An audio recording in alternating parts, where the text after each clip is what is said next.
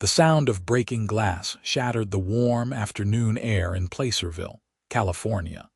And Tessa Dalton watched in horror as her wedding cake splattered across the dusty floor of the Silver Creek Saloon, crimson wine spreading like blood across the pale frosting while her groom stood above the wreckage with his fists clenched and his face twisted in rage. It was September 1878, and what should have been the happiest day of Tessa's 22 years had just become her worst nightmare. She stood frozen in her ivory wedding dress, the lace bodice suddenly feeling like a corset squeezing the life from her lungs as Clayton Waverly, the man she had agreed to marry just 3 months prior, pointed an accusing finger at her face in front of 73 guests who had gathered to celebrate their union. "You think I don't know what you did?" Clayton's voice boomed through the saloon, silencing the musicians who had been playing a cheerful waltz just moments before. "You think I wouldn't find out about you visiting that lawyer's office last week? Planning to keep your father's property separate from our marriage, like you don't trust me."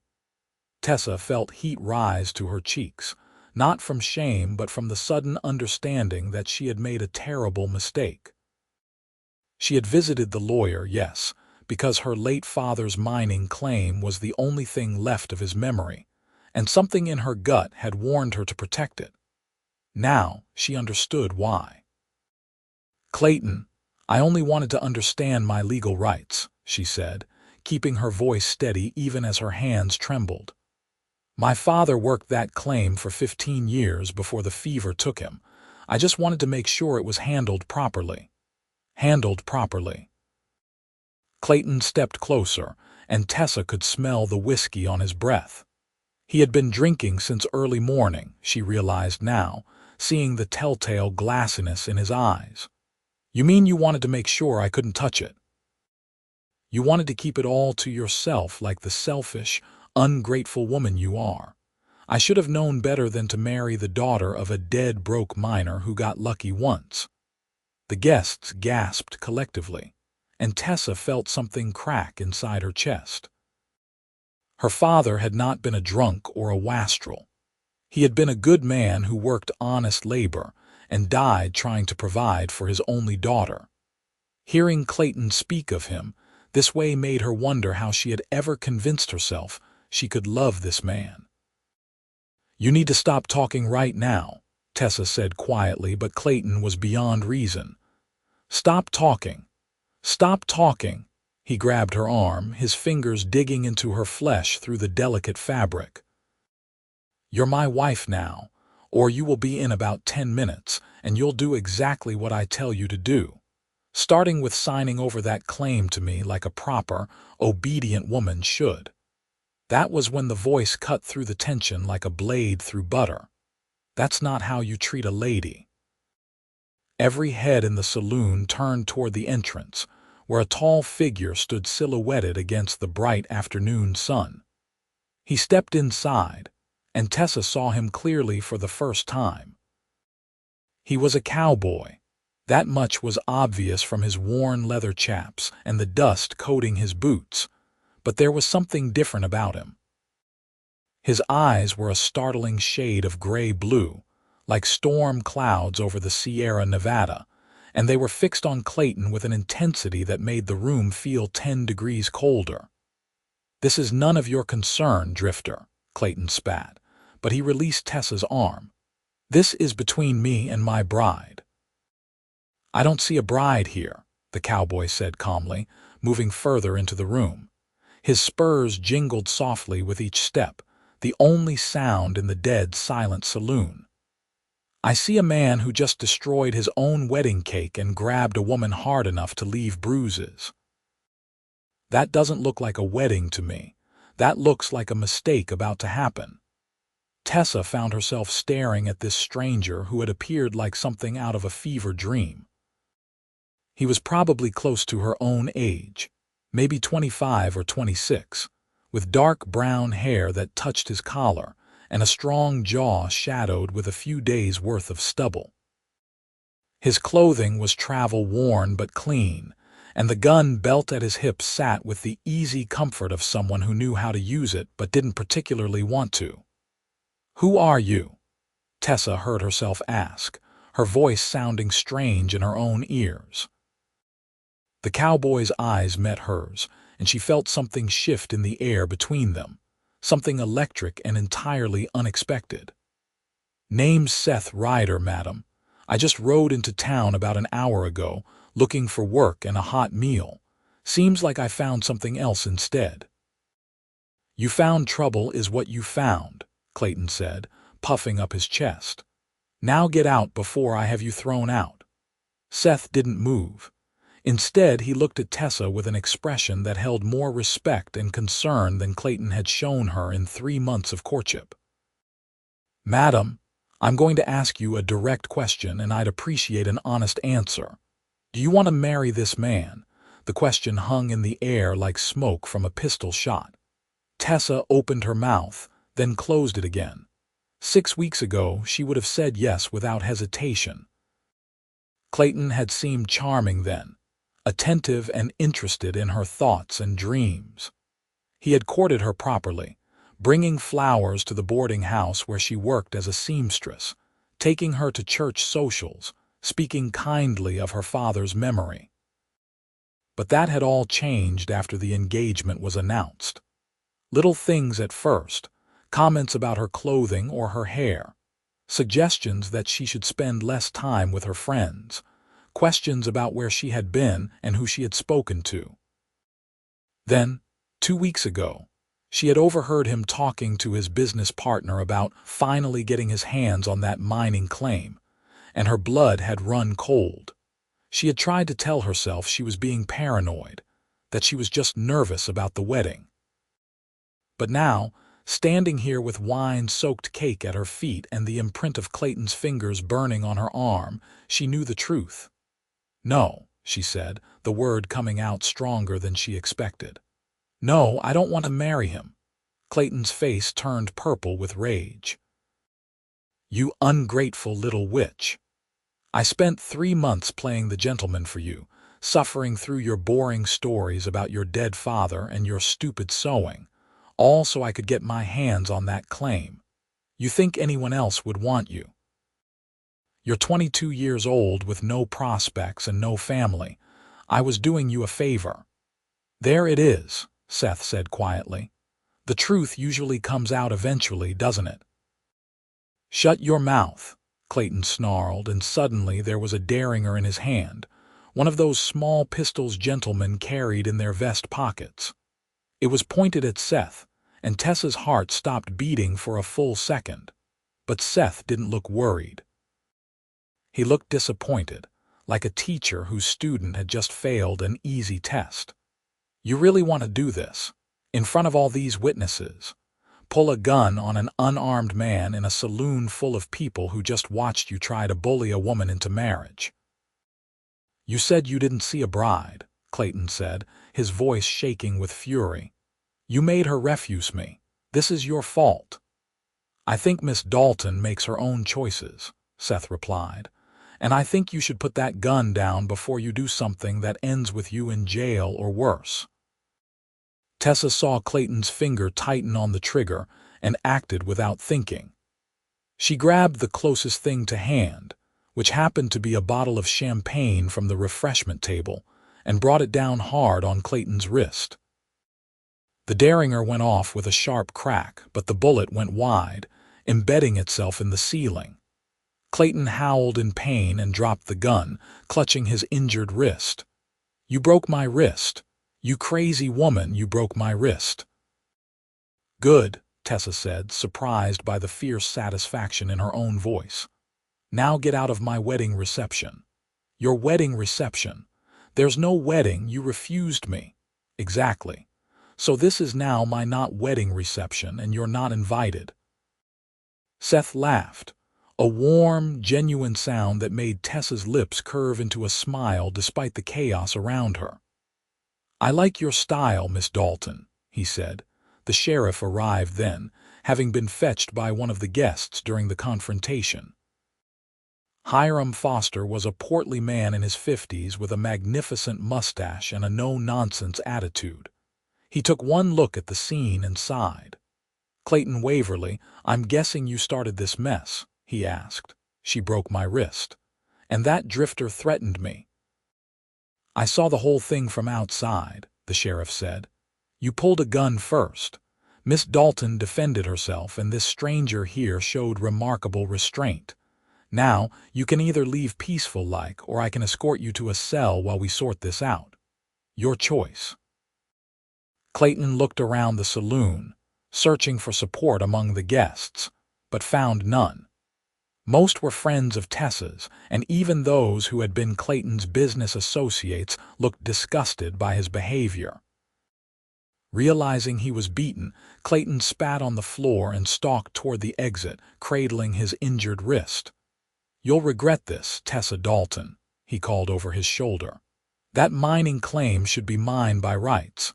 I'll find a way to get it." "That sounds like a threat," Sheriff Foster said mildly. "Care to repeat it?" Clayton's face went pale, and he hurried out the door without another word. The moment he was gone, the saloon erupted in chatter. Tessa found herself surrounded by concerned friends and curious strangers, all asking if she was all right, if she needed anything, if she had really just called off her wedding in front of God and everybody. Through the crowd, her eyes found Seth Ryder's, and he gave her a small nod of approval before turning to leave. Without thinking about the impropriety or the gossip it would cause, Tessa pushed through her well-wishers and caught his arm. "Wait," she said. "Please don't go." He turned back, and up close she could see the kindness in his eyes, the laugh lines at their corners that suggested he smiled often. "Madam, I think you probably have enough to deal with right now without adding a stranger to the mix." "You helped me," Tessa said. "You stood up for me when you had no reason to. The least I can do is buy you that hot meal you mentioned." Seth hesitated, and Tessa realized her hand was still on his arm. She should let go. It was improper, but somehow she didn't want to. "I don't want to cause you more trouble," he said softly. "People might talk." "Let them talk," Tessa replied. "They're already going to be talking about how I called off my wedding 10 minutes before the ceremony. What's one more scandal?" A slow grin spread across Seth's face, transforming it from merely handsome to something that made Tessa's breath catch. "Well, when you put it that way, I suppose I could eat. Been on the trail for 3 days, and my last meal was some hardtack that could have doubled as a building material." Tessa laughed, the sound bubbling up unexpectedly. How strange that she could laugh on what should have been her wedding day, with her life plans in ruins around her. But somehow, looking at Seth Ryder's honest face, she felt lighter than she had in months. The owner of the Silver Creek Saloon, a motherly woman named Margaret Chen who had immigrated from China 15 years prior, approached them with a practical expression. "Miss Tessa, all this food will go to waste if we don't eat it. Why don't we turn this not wedding into a party? Your friends are here, the musicians are already paid, and I'll be damned if I let good roast beef go uneaten." Tessa looked around at the decorated saloon, at the tables laden with food she had spent weeks planning, at the guests who had traveled from neighboring towns to celebrate with her. They were looking at her with concern and curiosity, waiting to see what she would do. "You know what?" Tessa said, raising her voice so everyone could hear. "Margaret's right. We have food, we have music, and we have friends, so let's celebrate. I'm celebrating my freedom from a man who would have made me miserable. What will you all celebrate?" There was a moment of stunned silence, and then old Thomas Wright, who ran the general store, began to clap. Others joined in, and soon the whole saloon was applauding. The musicians struck up a lively tune, and someone pushed the ruined cake aside to clear the dance floor. "You're quite something, Miss Dalton," Seth said, admiration clear in his voice. "Call me Tessa," she replied. "And you haven't seen anything yet." The afternoon transformed into an impromptu celebration, unlike anything Placerville had seen in years. The food was distributed among the guests, and the dancing began in earnest. Tessa changed out of her wedding dress with help from her best friend, Dorothy Winters, and put on a simple blue cotton dress that she had made herself. It felt symbolic somehow, shedding the elaborate white gown that had represented all her mistaken dreams. "Are you really all right?" Dorothy asked as she helped Tessa with the buttons. "I know you must be devastated." Tessa considered the question honestly. She stood in the back room of the saloon, surrounded by crates of whiskey and spare chairs, and took stock of her feelings. There was embarrassment, certainly, and anger at Clayton for deceiving her. But devastation, heartbreak. "I think the truth is that I was more in love with the idea of getting married than I was with Clayton himself," she admitted. "Does that make me terrible?" "It makes you human," Dorothy said firmly. "And it makes you smart for realizing it before you actually married him. Can you imagine being stuck with that man for the rest of your life? He would have made you miserable." "He wanted my father's mining claim," Tessa said. "That's all he ever wanted. I was just the inconvenient person attached to it." Dorothy hugged her tightly. "Then you're well rid of him. Now come on, there's a very handsome cowboy out there who keeps looking at the door like he's waiting for you." Tessa's heart did a strange little flutter at that. "Don't be silly. He's just a kind stranger who happened to be in the right place at the right time. MMHMM, and I'm the Queen of England. I saw the way you looked at each other, Tessa. There was something there." "That's impossible. I've known him for less than an hour." "Sometimes an hour is all it takes," Dorothy said wisely. She was 25 and had been happily married to the town blacksmith for 3 years. "When I met James, I knew within 5 minutes that he was different from every other man I'd ever met. Sometimes your heart just knows." Tessa wanted to argue, but she couldn't quite find the words. Because if she was being completely honest with herself, there had been something in that moment when Seth's eyes met hers. A recognition, almost, like meeting someone she had known in another life. When she returned to the main room, she found Seth in conversation with Sheriff Foster and Margaret Chen. He looked up as she approached, and his expression softened. "Miss Dalton," he said, standing, "you look lovely. It's Tessa, remember, and thank you. Blue is my favorite color." Why was she babbling about colors? She felt like a schoolgirl with her first crush. "The sheriff was just telling me about some work opportunities in the area," Seth said. "Seems there's a ranch about 5 miles outside town looking for ranch hands. The owner's getting older and needs help with the cattle drive coming up." "That would be the Riverside Ranch," Tessa said. "Mr. Harrison is a good man, fair employer. He's been having trouble finding reliable help since his last foreman moved to Nevada." "Sounds promising." "I was planning to keep moving west, but Placerville seems like it might be worth staying in for a while." The way he looked at her when he said it made Tessa's cheeks warm. Margaret appeared with 2 plates piled high with roast beef, potatoes, and fresh vegetables. "You two sit and eat before the vultures get it all," she commanded in her no-nonsense way. "And Tessa, I meant what I said earlier. You did the right thing today."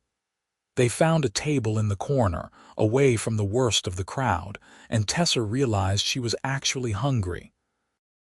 She hadn't been able to eat anything all morning, her stomach tied in knots about the wedding. Now those knots were gone, replaced by a strange sense of lightness. "So tell me about yourself, Seth Ryder," she said as they ate. "Where are you from? What brings you to California?" Seth took a long drink of water before answering. "I'm from Texas originally. Little town called Blue Creek that probably doesn't exist on any map. My father was a ranch hand. My mother died when I was young. I learned to ride and rope before I learned to read." "And what made you leave Texas?" "My father passed 2 years ago." After that, there wasn't much holding me there. I worked a few different ranches, made my way through New Mexico and Arizona. Thought I might try my hand at something different out here in California. Maybe save up enough to start my own small spread someday. Tessa heard what he wasn't saying. He was alone in the world just like her. No family, no permanent home, just dreams and determination. "I'm sorry about your father," she said softly. "I'm sorry about yours. The sheriff mentioned he died about 2 years ago as well." Fever swept through the mining camp. Took 23 men in 1 month.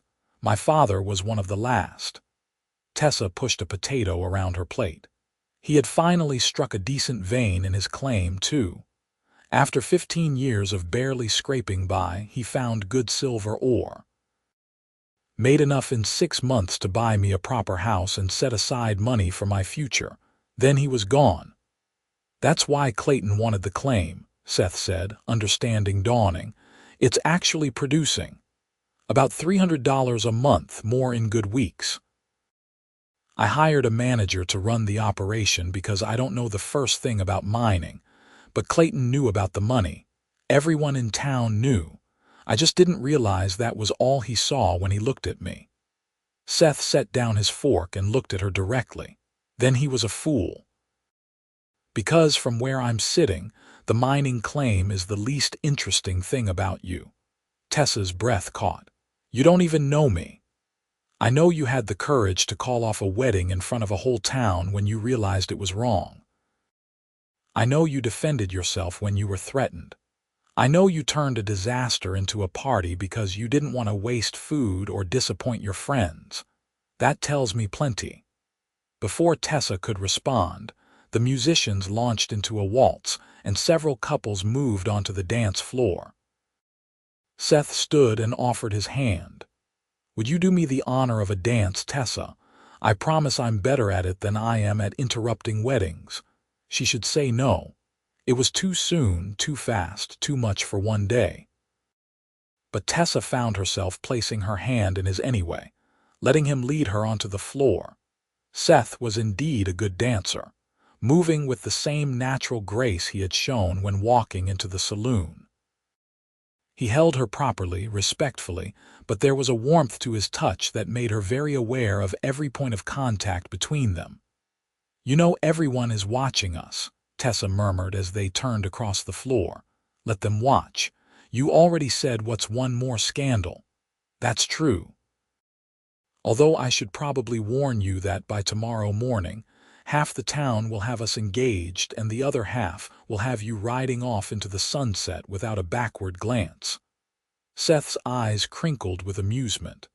"And what will you have me doing?" "I don't know yet," Tessa admitted.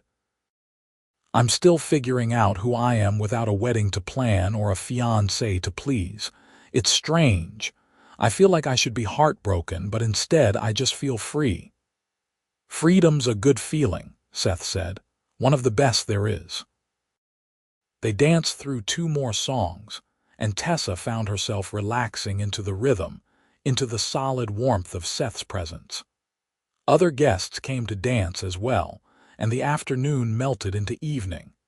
People began to leave, thanking Tessa and expressing their support. Several women invited her to tea, eager for the gossip, but also genuinely concerned about her well-being.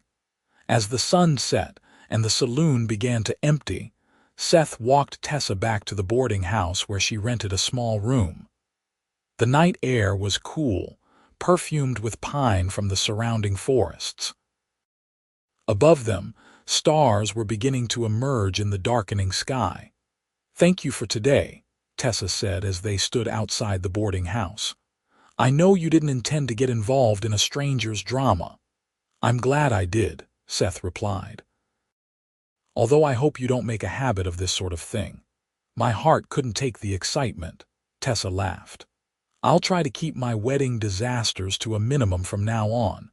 "Good. Because I'd like to see you again if that's acceptable, maybe under less dramatic circumstances." Her heart leaped. "I'd like that too.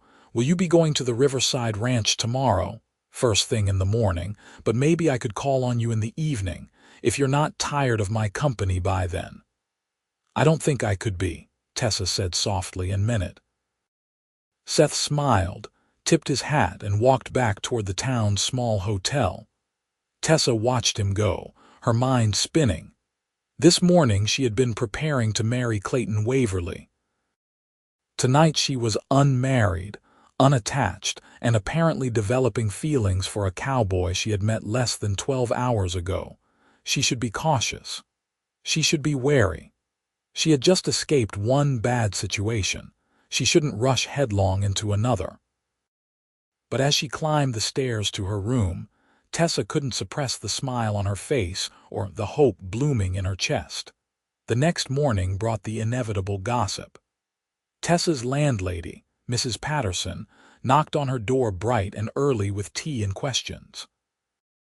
"Is it true Clayton pulled a gun on that cowboy, and that you broke his wrist with a champagne bottle, and that you danced until midnight with the stranger?" "Yes, yes, and no," Tessa replied, accepting the tea gratefully. "We only danced until 9, and it was hardly midnight." Mrs. Patterson settled into the chair by the window, clearly prepared for a long conversation. "You know people are talking about you and Mr. Ryder." "I'm sure they are. People always talk. Some are saying he's a drifter who'll break your heart and move on. Others say he's your guardian angel sent to save you from a terrible marriage." "What do you say?" Tessa asked curiously. The older woman considered this. "I say he has kind eyes and good manners, and he looked at you like you were something precious. But I also say you should be careful, dear. Your heart has been through a shock, even if you don't feel it yet.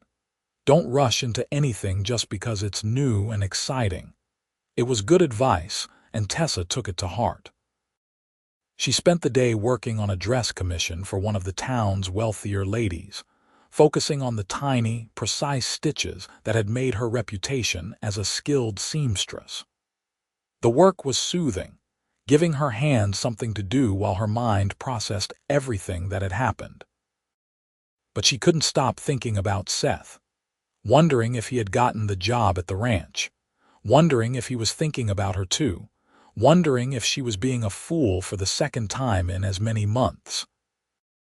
When evening came, Tessa changed into her second-best dress, a green calico that brought out her eyes, and waited. She tried not to watch the clock, but she found herself glancing at it every few minutes anyway. What if he didn't come? What if he had changed his mind? But at precisely 6 o'clock, there was a knock at the boarding house door, and Mrs. Patterson called up the stairs that Tessa had a visitor. Seth stood in the parlor looking freshly washed and wearing a clean shirt. His hair was still damp, and he held his hat in his hands. "Miss Dalton," he said formally, aware of Mrs. Patterson's watchful presence. "I was hoping you might join me for a walk. It's a beautiful evening." "I'd be delighted, Mr. Ryder," Tessa replied, equally formal, though her heart was hammering. They walked through the town as the setting sun painted everything in shades of gold and amber. Seth told her about his day at the Riverside Ranch, how Mr. Harrison had hired him on the spot and shown him to a small cabin on the property. "It's not much," Seth said. "Just one room with a stove and a bed, but it's mine for as long as I work there, and the pay is fair. Mr. Harrison says if I work out during the cattle drive next month, he might make me foreman." "That's wonderful," Tessa said sincerely. "You must have impressed him." "I hope so. I'm good with cattle and horses. Spent enough years doing it that it's second nature. But I meant what I said yesterday about wanting to save up for my own place someday. Maybe something small up in the hills where the grass is good." They had walked to the edge of town without realizing it, following a path that led to a small creek. The water burbled over smooth stones, and willows trailed their branches in the current. "Can I ask you something?" Seth said as they stood watching the water. "And you can tell me to mind my own business if you want." "Ask," Tessa said. Were you in love with Clayton? Before yesterday, I mean. Did you love him, or did you just think you should marry him? It was a direct question, the kind that deserved an honest answer. Tessa thought about it carefully before responding. I think I loved the idea of him, she said slowly. Or maybe I loved the idea of not being alone anymore. After my father died, everything felt uncertain. Clayton seemed stable and sure of himself. He had plans and prospects. And he paid attention to me, made me feel special. I convinced myself that was love. But it wasn't. No, real love wouldn't have required convincing. Real love wouldn't have felt like work. She looked up at him. Does that make sense? Perfect sense, Seth said. I was engaged once, back in Texas. Girl named Sarah who had known since childhood. Everyone expected us to marry, so we got engaged. But it never felt right. She wanted me to give up ranch work and clerk in her father's store, wanted me to be someone I wasn't. We called it off 6 months before the wedding. It hurt, but not as much as being with the wrong person would have. What happened to her? She married a banker from San Antonio. Last I heard, they were happy. She got the life she wanted, just not with me. They were quiet for a moment, listening to the creek and the evening bird song. Then Seth turned to face her directly. Tessa, I know this is fast. I know we just met. But I need you to know something. I didn't come to Placerville looking for romance or complication. I came looking for work and a fresh start. But then I saw you standing there in that saloon and something shifted. I can't explain it better than that. Tessa's mouth went dry. I felt it too, she whispered. I thought I was crazy. Maybe we both are, Seth said with a crooked smile. But I'd like to see where this goes if you're willing. No pressure, no expectations, just spending time together and seeing what happens. What if people talk? They're already talking. And honestly, I don't much care what people think. I care what you think. I care what you want. What did she want? Tessa examined her feelings with the same careful precision she used for her sewing. She wanted to know Seth better. She wanted to see his smile again, hear his laugh, understand what made him who he was. She wanted time to recover from the Clayton disaster, but she also didn't want to let fear stop her from exploring something that felt real and right. I want to spend time with you, she said finally. I want to take this slow and careful, but I want to try. Is that all right? That's more than all right, Seth said, his smile brilliant. That's perfect. They walked back to town as the stars emerged, talking about everything and nothing. Seth told her about growing up in Texas, about learning to track and hunt from his father. Tessa told him about her mother, who had died when she was 12, and how she had learned sewing from a widow in their mining camp who had taken pity on the motherless girl. I loved it from the first stitch, Tessa said. There was something magical about taking pieces of fabric and turning them into something beautiful and useful. My father used to say I could make silk from sackcloth. I'd like to see your work sometime, Seth said. I'll make you a shirt, Tessa offered impulsively. The one you're wearing is nice, but I could make you one that fits perfectly, if you want one, I mean. I'd be honored, Seth said warmly. Although you don't have to do that. I want to. I like making things for people I care about. The words hung in the air between them. People I care about.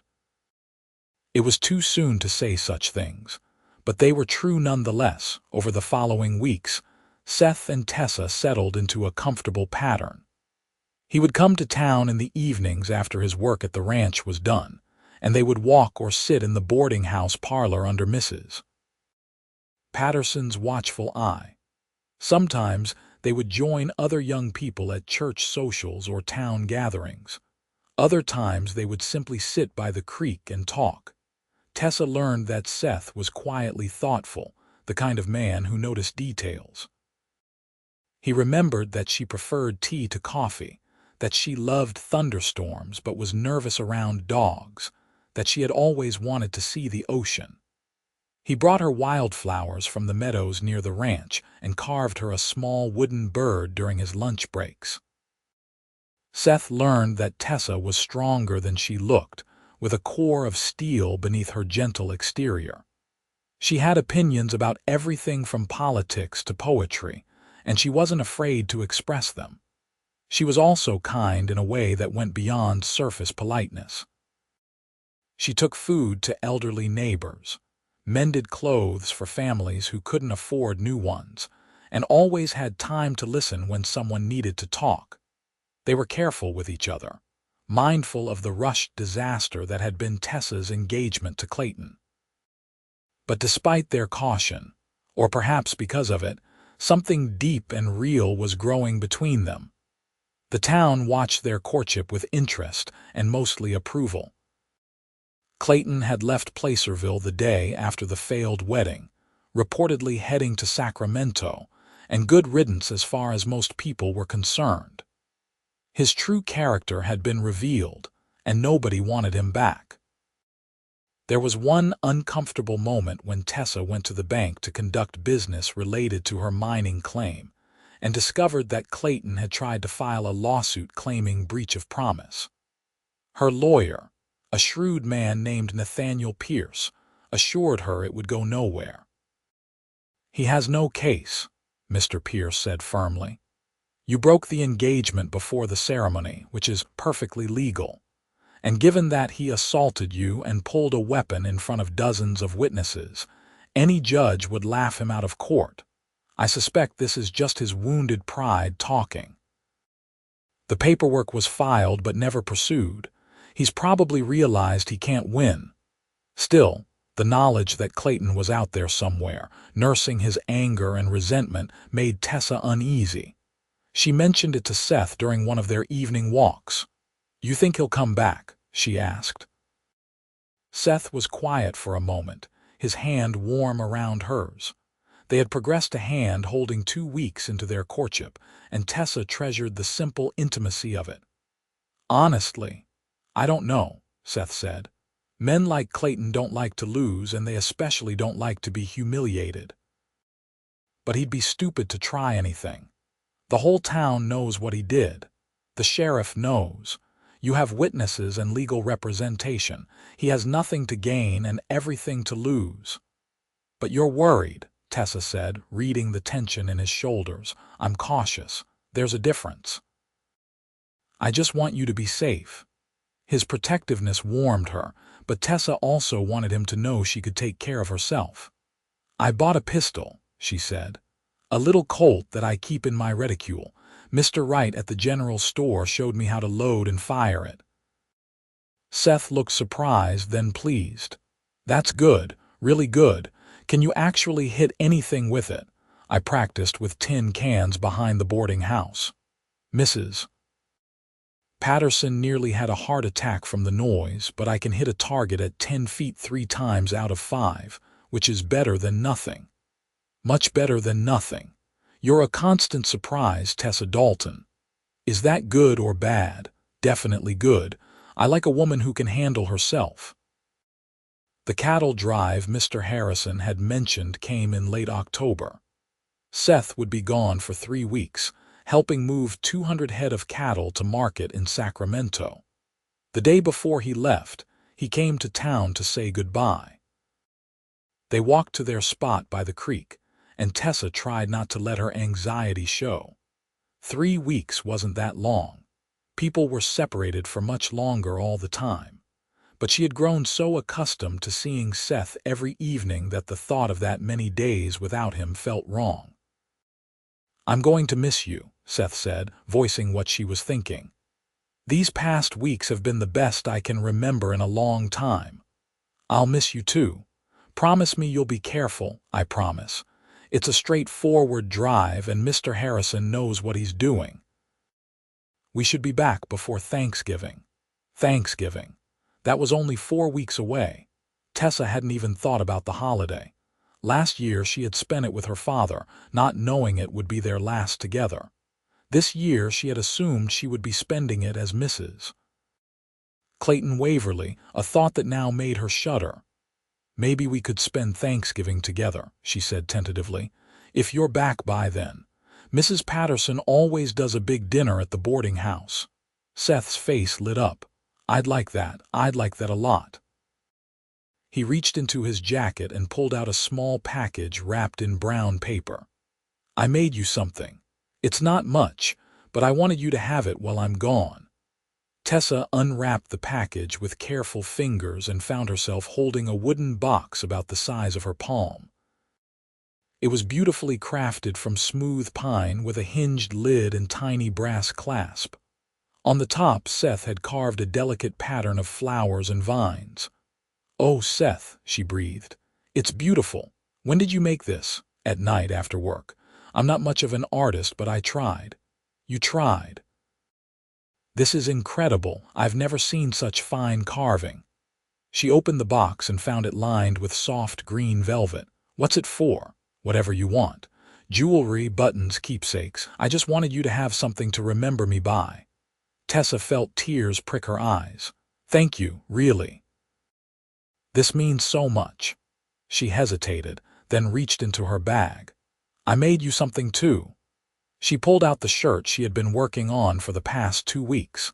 It was made from good quality cotton in a deep blue that would match his eyes, with pearl buttons and careful stitching at every seam. She had poured her heart into every stitch, working by lamplight after her other commissions were done. Seth took the shirt with reverent care, running his fingers over the fabric. "Tessa, this is too fine. This is the kind of shirt a man wears to church or a wedding." "Then wear it to church when you get back," she said. "I wanted to make you something special. You're always doing things for other people, wearing yourself out working. You deserve nice things too." He folded the shirt carefully and met her eyes. "Can I kiss you?" he asked softly. Tessa's heart hammered. They had been careful about physical affection, nothing more than hand-holding and one brief embrace. But looking at Seth now, at the warmth and hope in his eyes, she knew what her answer would be. "Yes," she whispered. Seth cupped her face gently, his callous thumbs brushing her cheekbones, and kissed her with a tenderness that made her knees weak. It was sweet and chaste, the kiss of a man who respected her and valued what they were building together. But it also held promise, a hint of the passion that could grow between them given time. When they finally pulled apart, both slightly breathless, Seth rested his forehead against hers. "I'm falling in love with you, Tessa Dalton," he said quietly. "I know it's fast, and I know we said we'd take things slow, but it's the truth and I wanted you to know before I left." Tears spilled down Tessa's cheeks. "I'm falling in love with you too, and it scares me because I thought I knew what love was before and I was so wrong." "This is different," Seth said firmly. "This is real." Can you feel the difference? She could. What she had felt for Clayton had been a pale, uncertain thing, easily shaken and full of doubts. What she felt for Seth was solid and sure, growing stronger every day despite her attempts to be cautious. It was the difference between thinking you should love someone and actually loving them with your whole heart. "I can feel it," she said.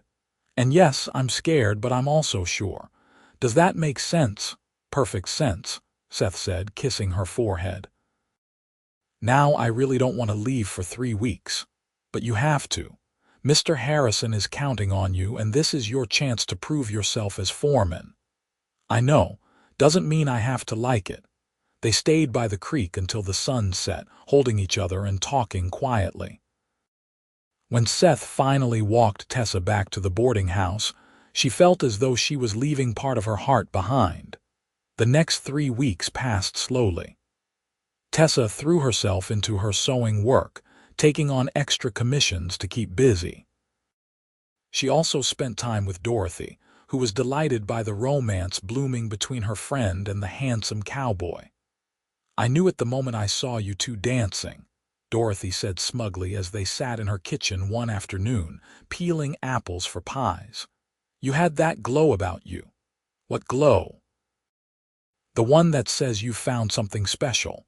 James and I had it too in the beginning." Still do most days, though marriage is a lot more about who's going to wash the dishes than people admit. Tessa laughed. That's wonderfully romantic. It's wonderfully honest. Romance is important, don't get me wrong, but so is finding someone you can work alongside day after day without wanting to throttle them. Someone who makes you laugh when you want to cry. Someone who sees you, really sees you, not just the parts they want to see. Seth sees me, Tessa said softly. He asks my opinion about things. He listens when I talk, and he never makes me feel like I should be less than I am. Then hold on to him, Dorothy advised. Good men aren't as common as they should be. News filtered back to Placerville about the cattle drive's progress. The herd was making good time. The weather was holding, no major problems to report. Tessa kept Seth's wooden box on her bedside table and looked at it every night before she went to sleep. Then, 2 weeks into the drive, Clayton Waverly returned to town. Tessa was walking home from the general store with supplies for Mrs. Patterson when she saw him.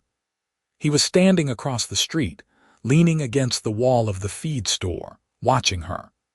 His right wrist was wrapped in a bandage, and his eyes held a cold fury that made her blood run cold. She turned and walked briskly toward the boarding house, resisting the urge to run. She could feel his gaze on her back like a physical weight. When she reached the safety of the boarding house, she locked the door behind her and went straight to Mrs. Patterson. "Clayton Waverly is back in town," she said without preamble. "I just saw him watching me from across the street." Mrs. Patterson's face went grim. "I'll send word to the sheriff.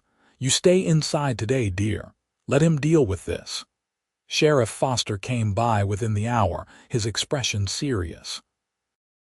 "I saw Waverly at the hotel. He claims he's just passing through on business, but I don't like it. He's been drinking and he's asking questions about you and Seth Ryder." "What kind of questions?"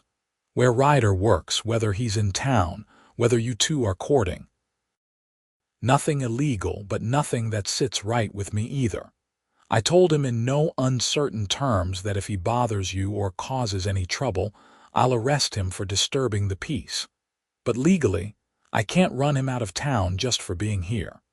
Tessa felt ice in her veins. "Seth is on the cattle drive. He won't be back for another week at least. I know.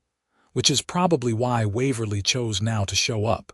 He's a coward at heart, and he knows Ryder would come after him if he were here. What should I do? Stay alert. Don't go anywhere alone if you can help it. Keep that pistol handy. And if he approaches you or threatens you in any way, you come straight to me. Understand?" Tessa nodded, grateful for the sheriff's protection but wishing desperately that Seth were there. She had told him she could take care of herself, and she could, but that didn't mean she wanted to face Clayton alone. For 2 days, nothing happened. Tessa saw Clayton around town occasionally, always watching, always at a distance. He never approached her directly, never said a word, but his presence was a constant threat hanging over everything. On the 3rd day, Dorothy convinced Tessa to come help her clean the church in preparation for Sunday services. "You can't hide forever," Dorothy said firmly. "And I'll be with you the whole time." He wouldn't dare try anything with witnesses around. They were halfway through scrubbing the church floor when the door opened and Clayton walked in. Dorothy immediately stood and positioned herself between him and Tessa. "This is the Lord's house, Mr. Waverly," she said sharply. "If you've come to pray, do so and leave. If you've come to cause trouble, get out now." "I just want to talk to Tessa," Clayton said, his words slightly slurred. He had been drinking again. "Just 5 minutes of conversation." "Is that too much to ask from the woman who broke my wrist and ruined my life?" "You ruined your own life," Tessa said, finding her voice. "I didn't make you pull a gun. I didn't make you show your true character to the whole town.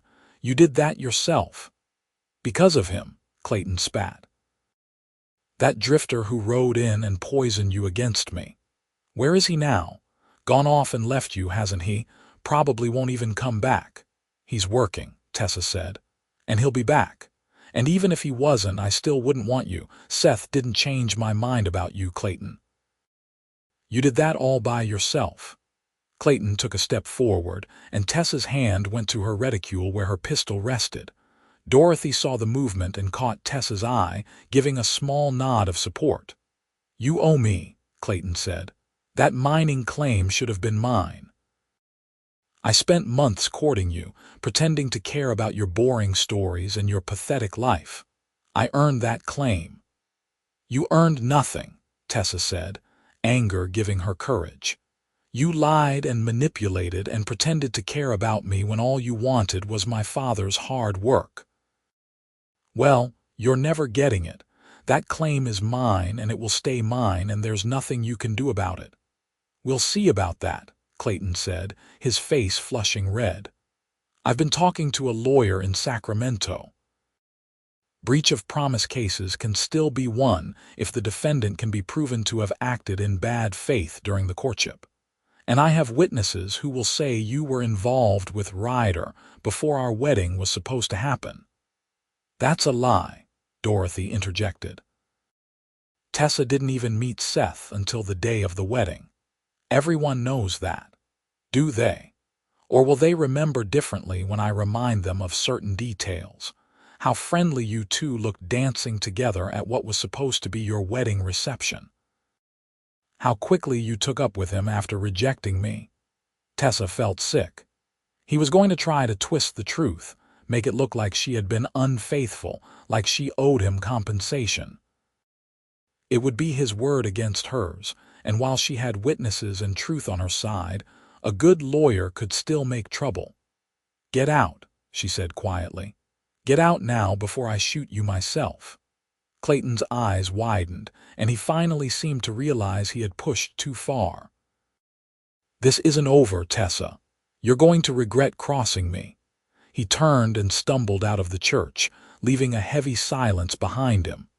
Tessa's legs gave out, and she sat down hard on one of the pews. Dorothy sat beside her and took her hand. He can't actually win a breach of promise case, can he? Tessa whispered. I don't think so, but we should talk to your lawyer to be sure, and we need to tell the sheriff what just happened. He threatened you, Tessa. That has to count for something. They went straight to Sheriff Foster's office and recounted the encounter. The sheriff's face grew darker with every word. That's it, he said when they finished. I'm done playing nice. Waverly's staying at the Placerville Hotel, correct? I'm going there right now to inform him that he has until sunset to leave town, and if he's still here come morning, I'll arrest him for harassment and making threats. Can you actually do that? Tessa asked hopefully. Maybe, maybe not, but he doesn't know that. And I'm betting he's smart enough not to call my bluff. Men like him are brave when they think they have the upper hand, but they fold quick when someone stands up to them. True to his word, Sheriff Foster went to the hotel and delivered his message. Within 2 hours, Clayton had checked out and been seen riding toward Sacramento. The sheriff sent a deputy to follow at a distance and make sure he actually left the area. He's gone, Sheriff Foster reported that evening. And I've contacted the sheriff in Sacramento to let him know about Waverly's threats. If he tries to come back here or file any legal action, we'll be ready. Tessa felt weak with relief, but she also knew this wasn't truly over. Clayton was vindictive and stubborn. He might stay away for now, but that didn't mean he had given up. She wrote a letter to Seth, telling him what had happened, and gave it to a rider heading toward Sacramento. With luck, it would reach him before the cattle drive ended. 5 days later, Tessa was working on a dress commission when she heard the thunder of hoofbeats outside the boarding house. She looked out the window and saw Seth dismounting from his horse in a cloud of dust, his face tight with worry. He must have received her letter. She ran downstairs and out the door, propriety forgotten. Seth caught her in his arms and held her tightly. Are you all right? Your letter said Waverly threatened you. God, Tessa, I rode ahead of the herd as soon as I got word. I had to make sure you were safe." "I'm fine," she assured him, breathing in the familiar scent of leather and sage. "The sheriff ran him out of town. He's gone. Good, because if he wasn't, I'd be having a very direct conversation with him about how we treat ladies in civilized society. I'm really all right, Seth." "Shaken up, but all right." He pulled back to look at her face, his hands cupping her cheeks. "I should have been here. I should have been here to protect you. You're here now, that's what matters. Did he hurt you? Touch you?" "No, he just made threats and tried to intimidate me. But Dorothy was with me and I had my pistol. I wasn't going to let him bully me."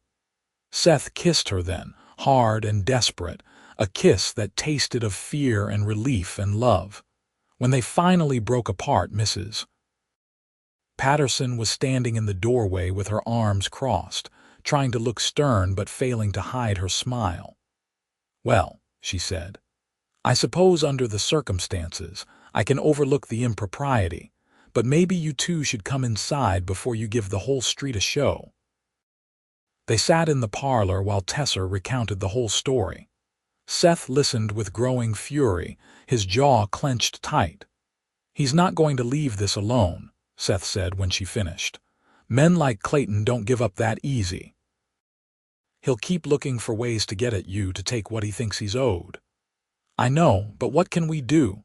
Seth was quiet for a long moment, thinking. Then he looked at her with an expression that was both nervous and determined. "Marry me," he said. Tessa's heart stopped. "What? Marry me?" "I know it's fast. I know we said we'd take things slow, but think about it. If you're my wife, Clayton has no claim on you whatsoever. No breach of promise case, no right to harass you. And your mining claim would have legal protection under my name as well. Seth, I can't marry you just to protect myself from Clayton. That's not fair to you." "It's not just about Clayton," Seth said, taking her hands. "Tessa, I love you. I knew it after our second conversation, and every day since has only made me more sure. I was going to wait, court you properly for a year or more before asking, but life doesn't always give us the luxury of time. And the truth is, I want to marry you. I want to wake up next to you every morning and come home to you every night. I want to build a life with you, have children with you if you want them, grow old with you. The timeline doesn't change how I feel." Tessa felt tears streaming down her face. "I love you too. I love you so much it terrifies me, but I also just called off one wedding. What will people think if I turn around and marry someone else barely 2 months later? Let them think what they want. The people who matter, the ones who truly care about you, will understand, and the ones who don't understand aren't worth worrying about. What about taking things slow? What about being careful? We can still be careful. We can have a long engagement if you want, a proper courtship. But I want you to know my intentions are serious. I want everyone to know, including Waverly, that you're spoken for and protected." Tessa looked into Seth's eyes and saw nothing but love and sincerity. This wasn't like Clayton's proposal, which had been calculated and manipulative. This was real. This was a man who had ridden away from his job responsibilities to make sure she was safe, who was offering her not just protection but partnership and love. "Yes," she said softly. "Yes, I'll marry you." Seth's face lit up like the sun, and he kissed her again, sweeter this time, full of joy and promise. Mrs. Patterson wiped her eyes with her apron and declared that this called for celebration. News of the engagement spread through Placerville like wildfire. Reactions were mixed. Some people were thrilled, seeing it as a romantic whirlwind courtship. Others were scandalized by the speed and impropriety of it all. Dorothy was delighted and immediately started planning the wedding. Sheriff Foster approved, seeing the practical protection it offered. Even Mr. Harrison, Seth's employer, gave his blessing and told Seth to take whatever time he needed to get married and settle his new wife properly. They decided on a small wedding in 4 weeks, right after Thanksgiving. That would give them time to prepare properly, but not so long that gossip could fester. Tessa designed her own dress, a simple but elegant creation in cream-colored silk with long sleeves and a modest neckline. She didn't want anything that reminded her of the elaborate wedding dress she had worn for Clayton. Seth worked with the ranch carpenter to build furniture for the cabin where they would live. It was small, but Seth promised that as soon as he saved enough, they would build a proper house on land of their own. "I want to give you everything," he said one evening as they sat planning their future. "A big house, nice things, security." "I don't need big or fancy," Tessa replied. "I just need you, although I wouldn't say no to a proper kitchen with a good stove." "A good stove I can definitely manage." There was one piece of business that needed handling before the wedding. Tessa went with her lawyer to officially update her will and property documents. The mining claim would remain in her name, but Seth would be designated as manager and beneficiary. It was a compromise that protected both of them and ensured that, should anything happen to Tessa, Clayton would have no grounds to claim anything. "You're being smart about this," Mr. Pierce said approvingly. "Too many women sign everything over to their husbands and find themselves with no recourse if things go wrong. Not that I think Mr. Ryder is that sort, mind you, but it's always wise to protect yourself." "I trust Seth completely," Tessa said. "But I also learned my lesson about being naive. My father worked too hard for that claim to see it fall into the wrong hands." The weeks leading up to the wedding were busy and happy. Tessa had never felt so sure of anything in her life. She and Seth spent every possible moment together, talking about everything under the sun. They discussed children and decided they both wanted a family eventually, though they agreed to wait a year or so after marriage. They talked about Seth's dream of owning a ranch and Tessa's hope of expanding her sewing business. They discussed religion and politics and discovered they agreed on most things and could respectfully disagree on the rest. "You're my best friend," Seth told her one evening. "That's what I realized. You're not just someone I'm attracted to or in love with. You're my best friend. I can tell you anything and you understand." "I feel the same way," Tessa said. "Like I've known you my whole life, even though it's only been a few months." Thanksgiving arrived, and they celebrated with a big dinner at the boarding house, surrounded by friends. It felt right to give thanks, Tessa thought, for all the unexpected blessings this strange year had brought. She had lost her planned future with Clayton, but in its place, she had found something infinitely better. The night before the wedding, Dorothy helped Tessa pack her belongings. She didn't have much. Her sewing supplies, her clothes, a few books, her father's pocket watch, and the wooden box Seth had made her. "Nervous?" Dorothy asked. "Not even a little bit," Tessa said, and realized it was true. There were no doubts, no cold feet, no wondering if she was making a mistake. She knew with absolute certainty that marrying Seth was right. "That's how you know it's real love," Dorothy said wisely, "when you're more excited than scared." The wedding took place at noon on the first Saturday of December, 1878, in the same church where Clayton had confronted Tessa weeks earlier. But this time, everything was different. This time, Tessa walked down the aisle with her head high and her heart full. This time, when she looked at the man waiting for her at the altar, she saw love and commitment and a future worth building.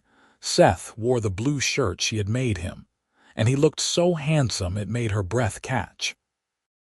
His eyes never left her face as she approached, and when she reached him, he took her hand with a gentleness that made her want to cry.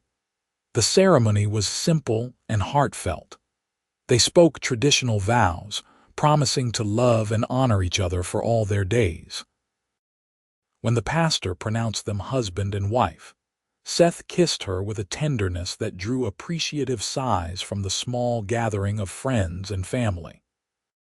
The reception was held at the Silver Creek Saloon, just like before, but this time Margaret Chen had prepared a beautiful cake that actually made it through the celebration intact. There was music and dancing and laughter. Tessa danced with Seth, and then with Sheriff Foster, and then with Mr. Harrison, who told her that Seth was the best hire he had made in 20 years. "You've got yourself a good man there, Mrs. Ryder," he said. "He works hard, he's honest, and he treats the horses better than some men treat their own families. You hold on to him." "I intend to," Tessa assured him. As the sun set and the celebration wound down, Seth and Tessa slipped away to begin their new life together. They rode to the cabin on the Riverside Ranch, and Seth carried her over the threshold with exaggerated ceremony that made her laugh. The cabin was small but cozy, warmed by a fire in the stone fireplace. Seth had spent the past week making it as comfortable as possible. There were curtains on the windows, braided rugs on the floor, and fresh linens on the bed. On the table sat a vase of late-blooming wildflowers. "Welcome home, Mrs. Ryder," Seth said softly. "It's perfect," Tessa said, looking around at what would be their first home together. "Everything is absolutely perfect." That night, they consummated their marriage with a sweetness and passion that felt like a natural extension of everything they already shared. Seth was gentle and patient, making sure Tessa felt safe and cherished. There was none of the awkwardness or discomfort she had heard other women whisper about.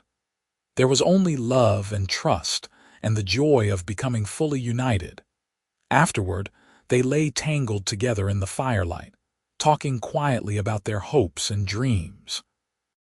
Seth traced patterns on Tessa's shoulder while she rested her head on his chest, listening to the steady beat of his heart. "I never thought I could be this happy," she confessed. "After my father died, I felt so alone. And then with Clayton, I thought I was doing the right thing, but it always felt like I was trying to force something that didn't fit. This, though, it's like coming home." "I know exactly what you mean," Seth said, kissing the top of her head. "I spent years drifting from place to place, never really belonging anywhere. But from the moment I saw you in that saloon, something clicked into place. Like I had finally found what I'd been searching for without even knowing I was searching." "Promise me something," Tessa said. "Anything. Promise that we'll always talk to each other, really talk. That if something's wrong, we won't let it fester. I think that's what happened with Clayton. I had doubts, but I ignored them because I thought I should make it work." "I promise," Seth said solemnly. "No secrets, no ignoring problems. We face everything together." They settled into married life with surprising ease. Tessa moved her sewing supplies into the cabin and continued taking commissions, working during the day while Seth was out with the cattle. In the evenings, they would cook dinner together and talk about their days. On Sundays, they attended church and had dinner with friends. Winter came to the Sierra Nevada foothills, bringing cold nights and occasional snow. The cabin was snug and warm, and Tessa found herself loving the simplicity of their life. There was something deeply satisfying about keeping house for someone she loved, about mending Seth's work clothes and cooking his favorite meals and falling asleep in his arms every night. The mining claim continued to produce steady income, managed by the same foreman Tessa had hired before. Seth occasionally rode up to check on the operation, but he never tried to take control or override Tessa's decisions. It remained her property and her responsibility, just as they had agreed. In January, word reached them that Clayton Waverly had left California entirely, having taken a job with a mining operation in Nevada. The news brought relief and a sense of closure. That chapter of Tessa's life was finally, truly over. By February, Tessa began to suspect she might be pregnant. She waited another month to be sure before telling Seth, and when she finally shared the news, his reaction was everything she could have hoped for. He picked her up and spun her around, laughing with pure joy. "We're going to have a baby. Really? Really? The doctor thinks sometime in October, best as we can figure." "October," Seth repeated, his hand moving to rest gently on her still flat stomach. "Our baby. Tessa, do you realize this means our child will be born almost exactly a year after we met?" She hadn't thought of it that way, but he was right. They had met in September, married in December, and their baby would arrive in October. A whole year of love and change and new beginnings. The pregnancy was relatively easy, though Tessa suffered from morning sickness for the first few months. Seth was attentive and worried, bringing her tea and crackers in the morning and rubbing her feet in the evening when they swelled. As her belly grew, he became almost comically protective, not wanting her to lift anything heavy or work too hard. "Seth, I'm pregnant, not made of glass," she protested when he tried to stop her from carrying a basket of laundry. "I know, but what if you fall? What if you hurt yourself or the baby? I couldn't bear it if something happened to you." His concern was sweet, if occasionally excessive. Tessa compromised by letting him help with the heavier chores while maintaining her independence in other areas. She continued sewing, though she had to adjust her patterns as her waist expanded. In April, Mr. Harrison officially promoted Seth to foreman, with a significant raise in pay. It meant more responsibility, but it also meant they could start saving in earnest for their own land. Seth had his eye on a piece of property about 10 miles from town, 200 acres of good grazing land with a creek running through it. "If we save carefully, we could buy it by next spring," he told Tessa one evening as they sat on the porch watching the sunset. "Build a proper house, start our own herd. Would you be happy there, away from town?" "I'd be happy anywhere with you," Tessa said honestly. "But yes, I think I'd love having our own place, somewhere we could raise our children and build something lasting." "Children, plural?" Seth asked with a grin. "Well, we can't have just one. This baby will need brothers and sisters. I was so lonely as an only child after my mother died. I want a house full of noise and laughter." "Then that's what we'll have," Seth promised. "A house full of children and love and laughter. I'll build you the best home I can, Tessa. I swear it." As summer came and Tessa's belly grew round, they worked on their plans for the future. Seth drew sketches of the house he wanted to build.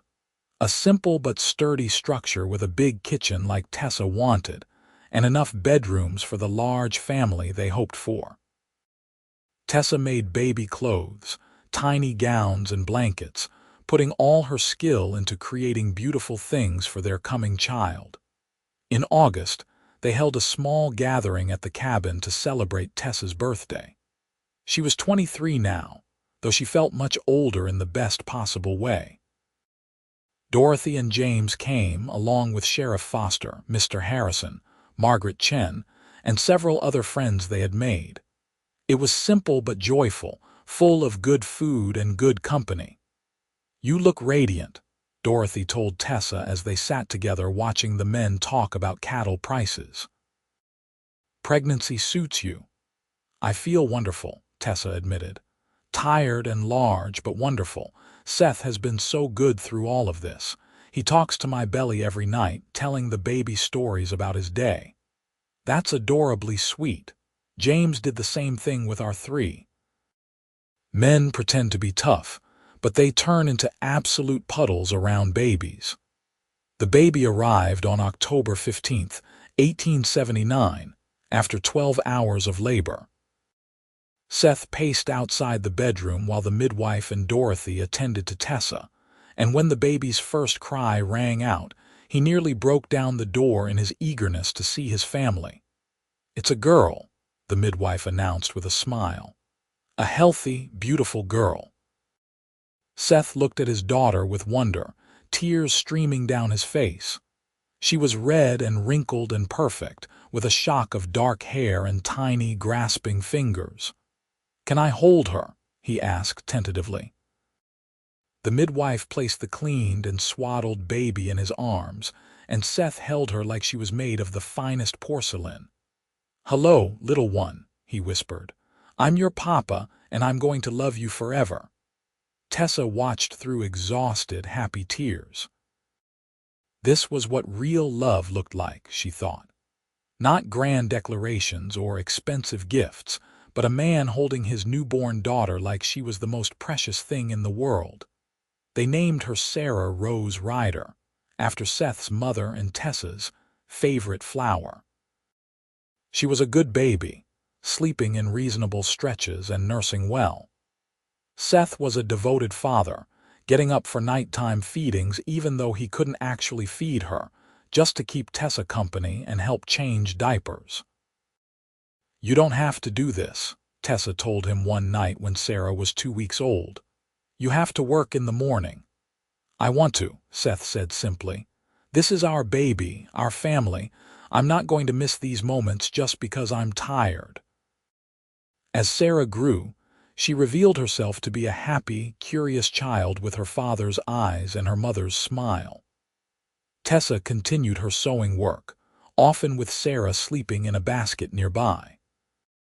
Seth would come home from long days on the ranch and immediately reach for his daughter, talking to her in silly voices that made Tessa laugh. In December, they celebrated their first wedding anniversary. It felt both longer and shorter than a year. So much had happened. They had built a life together, weathered challenges, and brought new life into the world. "You ever regret it?" Tessa asked Seth as they sat by the fire on their anniversary night, Sarah asleep in her cradle nearby. "Moving so fast, marrying someone you barely knew." "Never," Seth said firmly. "Not for a single second. You're the best thing that ever happened to me, Tessa. You and Sarah both. I'd do it all again in a heartbeat." "Me too," Tessa said, snuggling into his side. "Though maybe with slightly less drama next time," Seth laughed. "Less drama would be nice. But you have to admit, it makes for a good story. How I met your mother. I crashed her wedding and then we lived happily ever after." The years that followed were full and rich. They saved diligently and in the spring of 1881 purchased the land Seth had dreamed of. He built their house over the summer, a solid 2-story structure with that big kitchen Tessa wanted and 4 bedrooms upstairs. They moved in just before Sarah's 2nd birthday. Tessa's mining claim continued to produce, though not as abundantly as before. She eventually sold it in 1882 for a good price and invested the money in cattle for their growing ranch. The Ryder Ranch, as it came to be known, started small but grew steadily under Seth's careful management. Their second child, a son they named James William, was born in 1882. He was followed by another daughter, Margaret Ann, in 1884, and another son, Thomas Charles, in 1886. 4 children in 7 years, a house full of noise and laughter just like Tessa had dreamed. Seth proved to be an excellent father, patient and kind but also firm when necessary. He taught the children to ride and rope, to respect the land and the animals. Tessa taught them to read and sew and cook, passing on the skills that had served her so well. They were not wealthy, but they were comfortable. The ranch provided a steady living, and Tessa still took the occasional special sewing commission when someone needed a wedding dress or formal gown. They saved carefully, invested wisely, and built something solid that they could pass on to their children. Dorothy and James remained close friends, and their children grew up together. Sheriff Foster retired eventually, though he still stopped by for Sunday dinners occasionally. Margaret Chen expanded her saloon into a full restaurant and became one of the most successful business owners in Placerville. Mr. Harrison passed away in 1885, leaving Seth a generous sum in his will in recognition of his years of loyal service. They heard news of Clayton Waverly only once more. In 1883, word reached them that he had been arrested in Nevada for fraud related to a mining scheme. He served 2 years in prison and was last known to be working as a clerk in San Francisco. Tessa felt nothing but pity for him. He had thrown away any chance at happiness because of his greed and anger. As the years passed and Tessa watched her children grow, she often thought about that day in September 1878 when her life had fallen apart in the Silver Creek Saloon. At the time, it had felt like the worst disaster imaginable. But it had actually been a blessing in disguise, freeing her from a terrible mistake and opening the door to real love. Seth thought about it too. Sometimes in the evening when they sat on the porch of their house watching the sunset while their children played in the yard, he would take her hand and say, "Thank you." For what? Tessa would ask, though she always knew the answer. For saying no to him. For saying yes to me. For being brave enough to call off that wedding and smart enough to take a chance on a drifter with nothing but a good horse and big dreams. "You had more than that," Tessa would reply. "You had kindness and courage and the wisdom to know that's not how you treat a lady.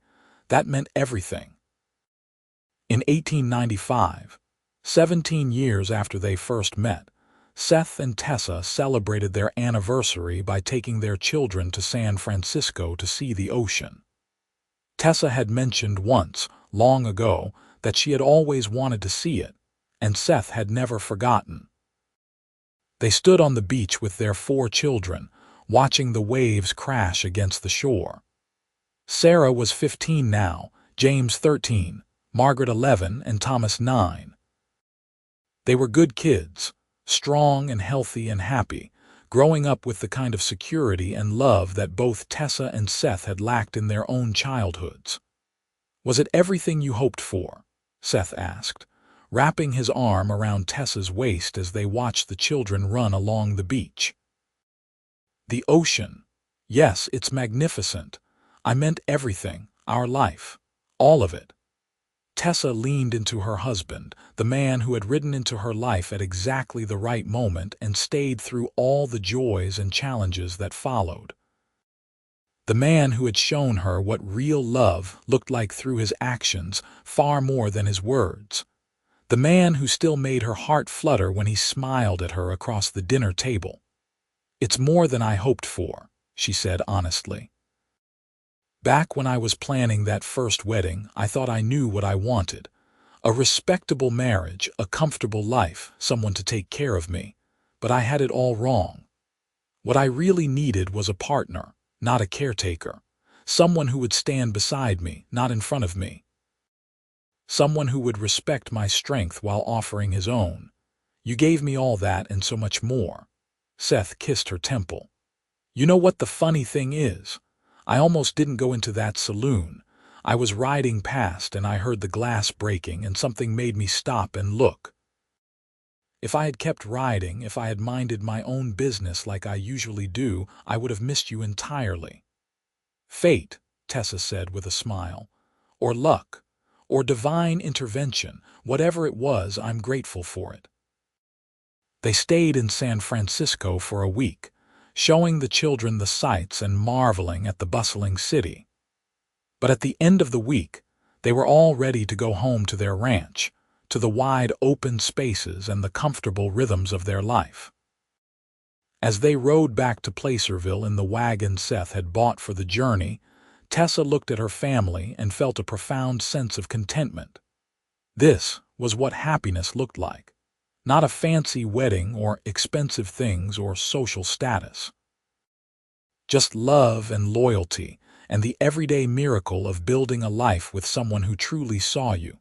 Sarah, who had inherited both her mother's observant nature and her father's direct manner, noticed Tessa's contemplative expression. "What are you thinking about, Mama?" she asked. "I'm thinking about how lucky I am," Tessa replied. and how sometimes the best things in life come from the most unexpected places. Like Papa riding into town and stopping your wedding. Sarah knew the story well. All the children did.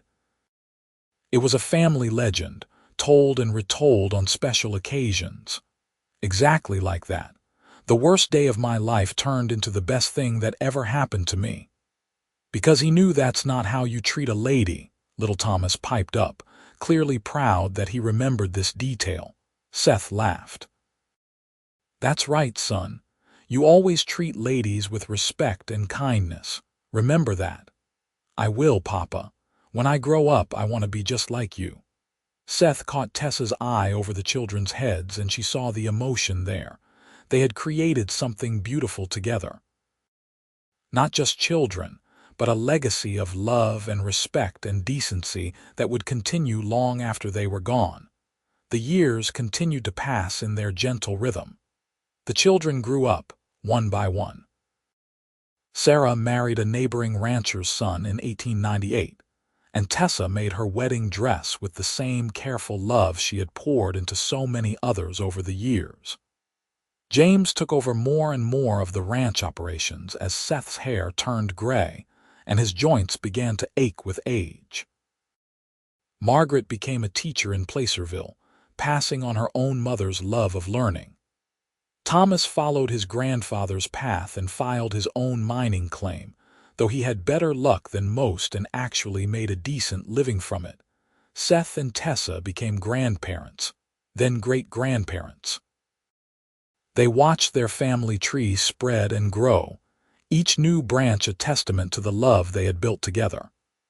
The ranch prospered and was passed down to James, who ran it with the same integrity his father had shown. On their 30th wedding anniversary in 1908, the whole extended family gathered at the ranch for a celebration. There were children and grandchildren everywhere, filling the house with the noise and laughter Tessa had always wanted. Someone had made a cake and it sat proudly on the table, complete and unbroken. Much better than the last cake, Seth joked, and everyone who knew the story laughed. As the party wound down and the family members departed for their own homes, Seth and Tessa sat on the porch swing they had installed years ago, watching the stars come out. 30 years, Tessa said wonderingly. It feels like both forever and no time at all. Would you change anything? Seth asked. If you could go back, not a single thing. Every choice, every challenge, every joy brought us here to this moment. I wouldn't risk losing any of it. Seth took her hand, his grip still strong despite his 73 years. I love you, Tessa Ryder. I loved you from that first moment in the saloon, and I'll love you until my last breath. And I love you, Seth Ryder, my unexpected blessing, my greatest adventure. They sat in comfortable silence, two people who had found each other against all odds and built something lasting. The night was quiet except for the crickets and the occasional lowing of cattle in the distance. Inside the house, a lamp still burned in the window, a warm beacon of home. This was their happily ever after, Tessa thought. Not a fairy tale ending with a perfect kiss and a freeze-frame moment. But something better. A real life, full of ups and downs, challenges and triumphs. Ordinary moments made extraordinary by being shared with the right person. Seth leaned over and kissed her, sweet and familiar after 3 decades of marriage. Some things never changed and some things never should. Thank you for saying yes, he whispered against her lips. Thank you for asking, she replied. Thank you for teaching me what real love looks like.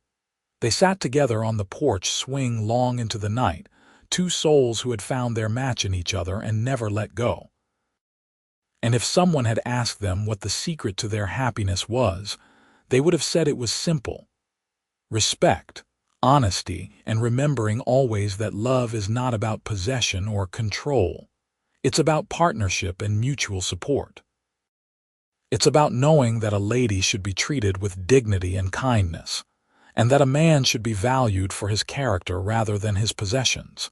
Years later, when Seth passed away peacefully in his sleep at 81, Tessa mourned him deeply, but without regret. They had been blessed with nearly 40 years of marriage, 4 children, 12 grandchildren, and numerous great-grandchildren. His last words to her had been, "I love you," and hers to him had been the same. Tessa lived for another 7 years after Seth's passing, surrounded by family and sustained by the memories of their life together.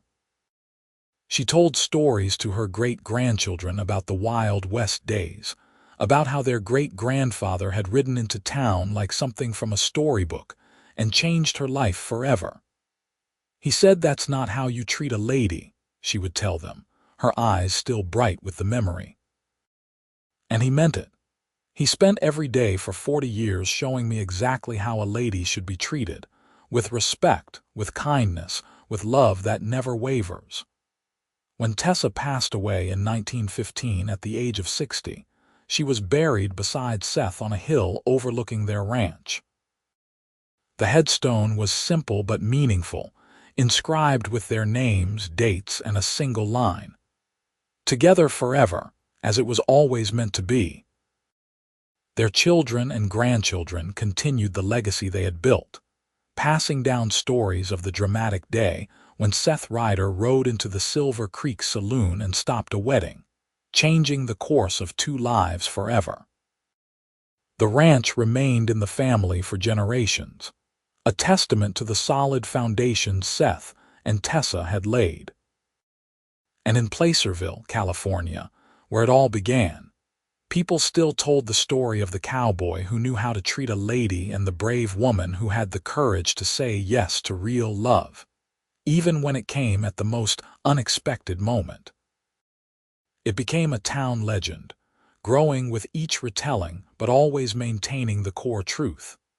That love, when it's real, can transform everything in an instant. The Silver Creek Saloon eventually closed and was rebuilt as a restaurant, but a plaque on the wall commemorated the dramatic events of September 1878. Margaret Chen's descendants maintained it, keeping the story alive for tourists and locals alike. The wooden box Seth had carved for Tessa before the cattle drive was passed down through the family, eventually ending up with their great-great-granddaughter, also named Tessa, in the late 20th century. Inside, she found old letters, faded photographs, and a small dried flower that had been pressed between pages of paper. The letters told the full story of Seth and Tessa's romance, from that first dramatic meeting through decades of love and partnership. Reading her great-great-grandmother's words, the younger Tessa understood that she had inherited more than just a beautiful box. She had inherited a legacy of courage and love, of knowing when to walk away from the wrong path and when to leap bravely toward the right one. She had inherited the knowledge that real love respects and uplifts, that it never diminishes or controls. The story of Seth and Tessa Ryder became more than just family history. It became a reminder that sometimes the worst moments can lead to the best outcomes, that disaster can be disguised blessing, and that true love often arrives when and how we least expect it. Their story proved that taking a chance on something real is always worth it, even when it seems too fast or too soon or too risky. Most importantly, their story showed that happiness isn't found in perfect circumstances or flawless plans. It's found in finding someone who sees you for who you truly are, who stands up for you when you need defending, and who treats you not as property or possession, but as an equal partner in building a life. That September day in 1878, when Seth Ryder walked into a saloon and said those simple words, changed everything. "That's not how you treat a lady." 5 words that acknowledged Tessa's worth, that challenged injustice, that opened the door to a love story that would last not just a lifetime but generations. And in the end, wasn't that what everyone deserved? to be treated with respect and dignity, to find love that was real rather than convenient, to build something lasting with someone who truly understood that partnership meant walking side by side, not one ahead of the other. Seth and Tessa's children made sure that lesson was passed down through every generation. Treat others with respect. Stand up against injustice. Don't settle for less than real love. And always, always remember, that's not how you treat a lady or anyone else for that matter. Their legacy lived on in the values they instilled, the family they built, and the land they nurtured.